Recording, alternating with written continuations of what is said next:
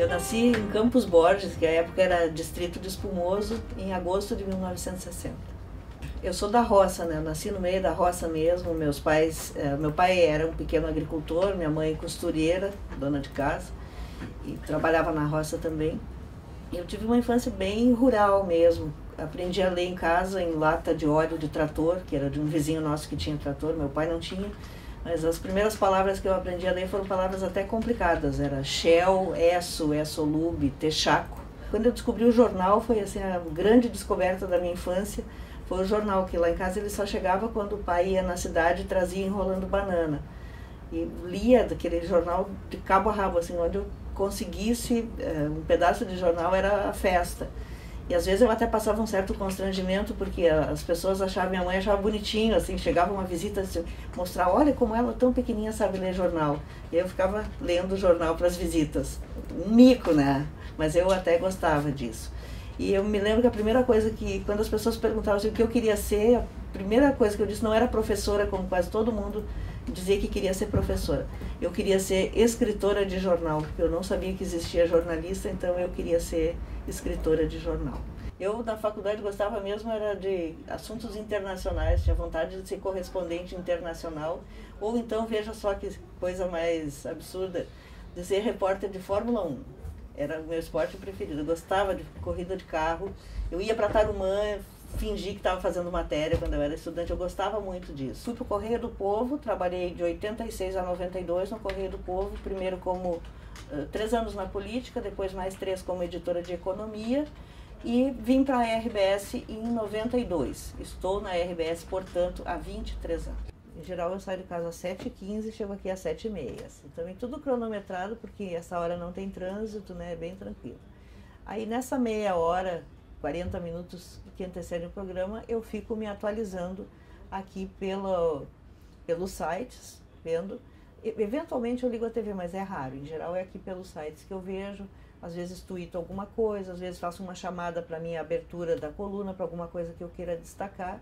E vou para o Atualidade. São 2 horas super intensas, porque às vezes muda toda a nossa pauta. Espalhadas pela Europa. Rosane, seu último destaque? Só registrar que esse é o grande problema, né? Não é, pode-se fechar as fronteiras, mas os terroristas treinados pelo Estado Islâmico estão dentro dos países, na Bélgica e na França. E não usam uniforme? Não usam. No Charlie Hebdo também. Eram pessoas que já estavam ali em território francês. Por isso a preocupação grande e essa constatação das autoridades de que o risco não cessou. Bom, trabalhar com a Rosane de Oliveira é um grande privilégio para mim. Eu trabalho com uma das jornalistas mais qualificadas que existe no nosso mercado. Eu acho a Rosane extraordinária, ela é uma pessoa absolutamente bem informada, muito bem informada. Ela é uma pessoa carinhosa, cordial, uma baita de uma colega. Eu tenho a sorte, eu sempre digo isso, eu tenho a sorte de trabalhar com a Rosane porque, além de ter ela como colega, eu consigo aprender com ela. E isso, para mim, é fundamental no dia a dia. Eu valorizo muito a relação com pessoas que possam me ajudar a trilhar os caminhos do jornalismo, o caminho do bom jornalismo. E isso eu tenho certeza, tenho confiança absoluta no trabalho da Rosane. Quando eu trabalhei em assessoria de imprensa, foi meu primeiro emprego, aí eu fiz uma maior cara de nojo quando me ofereceram. Ai, Deus me livre, não quero, não foi para isso que eu estudei. Aí o meu amigo que me indicou para a vaga falou assim, olha, vai, porque tu precisa ter experiência em algum lugar. E aqui, ele trabalhava no Correio do Povo, falou, aqui no Correio ele só contrata alguém quando um desses velhinhos morre. E é verdade, o Correio era assim. Ninguém era demitido, só substituía alguém quando um morria. E tinha gente lá, eu não queria ficar torcendo para alguém morrer para ocupar o lugar, né? Então eu acabei topando essa vaga na assessoria que era do Piratini, no governo do Amaral de Souza. Eu não tinha nenhuma vinculação nem com o Amaral, nem com o partido, nem com o governo, não queria ir, mas fui e hoje eu acho que foi uma experiência que valeu, até para saber o que não se faz. Eu seria uma vendedora de ilusões se eu dissesse que as coisas estão maravilhosas. Há uma crise, mas não é muito diferente das várias crises que o jornalismo já enfrentou ao longo desses 33 anos que eu tenho de profissão. Eu me lembro que quando eu entrei na faculdade, os meus professores diziam, saiam enquanto é tempo, desistam enquanto é tempo, essa profissão não tem futuro, vocês estão entrando para uma profissão que exige muito e paga pouco. E eu, nessa época, em vez de desistir, eu pensei lá com os meus botões. Mas sempre vai existir lugar para os bons. E eu vou tratar de ser um dos que tem, dos competitivos, dos bons profissionais para buscar meu lugar no mercado. Acho que eu acertei quando fiz essa opção, porque eu não saberia fazer outra coisa, não tem nenhuma outra profissão que eu goste mais do que essa. Então eu resolvi encarar e, bom, estou aqui há 33 anos, nunca tive problema de emprego, sempre ocupei boas posições, hoje trabalho, faço o que eu gosto, né? Tenho muito prazer no meu trabalho, mas eu reconheço que há, sim, dificuldades no mercado. O repórter ideal é um repórter que tem que ser muito conectado, tem que ser muito digital, tem que ser uma pessoa que leia, porque hoje eu me assusto muito em ver o quanto tem jovens jornalistas e estudantes de comunicação que se gabam até dizer, eu não gosto de ler. Quem não gosta de ler vai escolher outra coisa, mas não vai ser jornalista, porque eu não acredito em repórter que escreva bem sem ler. Ninguém escreve bem sem ler.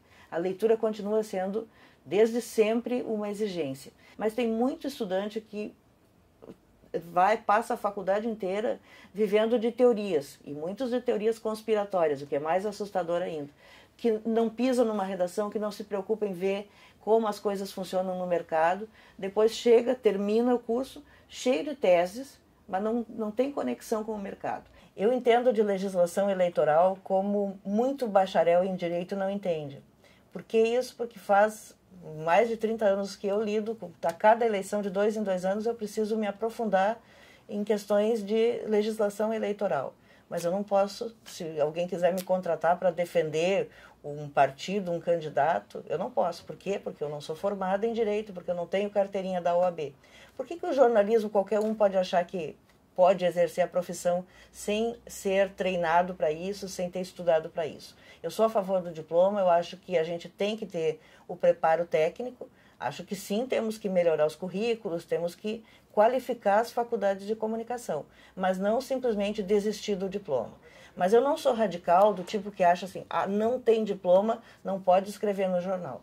Tem coisa. Repórter, tem funções dentro dos veículos de comunicação que têm que ser exercidas por jornalistas. Agora, nós não vamos impedir que uma pessoa ultra qualificada na sua área escreva num jornal sobre isso só porque ela não tem diploma. Nem 8, nem 80, nem esse radicalismo xiita de algumas pessoas que dizem, não pode nem escrever uma coluna sobre futebol. O juiz de futebol não pode ter uma coluna sobre arbitragem porque ele não tem diploma. Isso eu acho uma grande bobagem.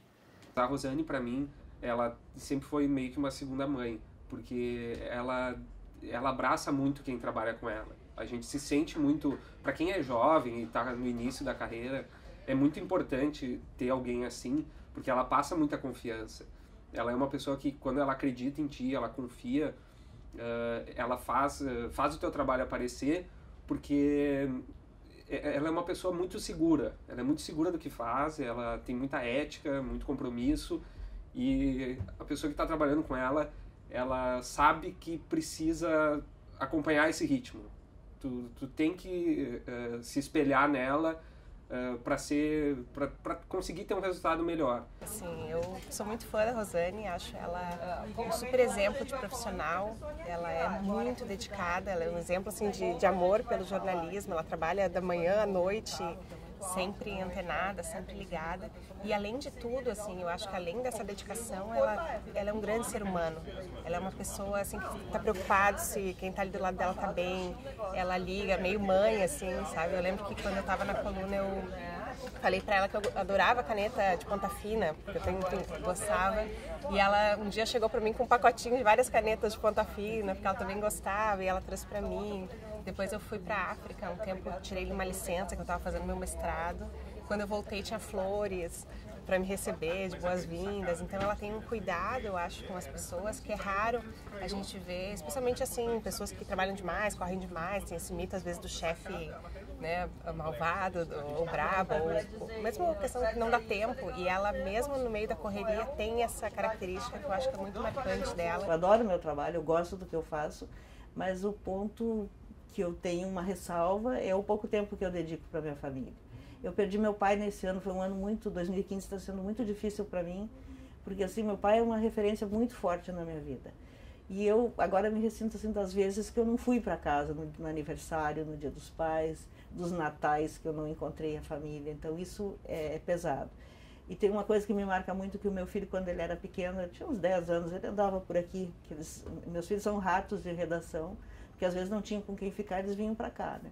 E aí alguém aqui perguntou, e aí, Dudu, tu vai ser jornalista como a mãe quando tu crescer? E ele disse, não, eu não vou, porque daí eu vou ter muito pouco tempo para os meus filhos. Eu acho que isso responde a tua pergunta, né? Eles se adaptaram, meu marido se adaptou, meu marido foi pai e mãe para eles à noite, porque trabalhar à noite exige que alguém fique cuidando em casa. Durante o dia tu põe uma criança na creche, mas de noite tem que ter alguém. Então ele trocou fralda, deu mamadeira, cuidou deles à noite para mim aqui, foi muito presente, isso facilitou também. E eles foram se adaptando, mas eu não os vi crescer. Luísa, por exemplo, eu tenho fases dela que eu não me lembro, porque eu não via assim, quando eu via assim, a menina era um bebê e de repente ela já era uma menina grande e uma mocinha. God only knows what we're fighting for.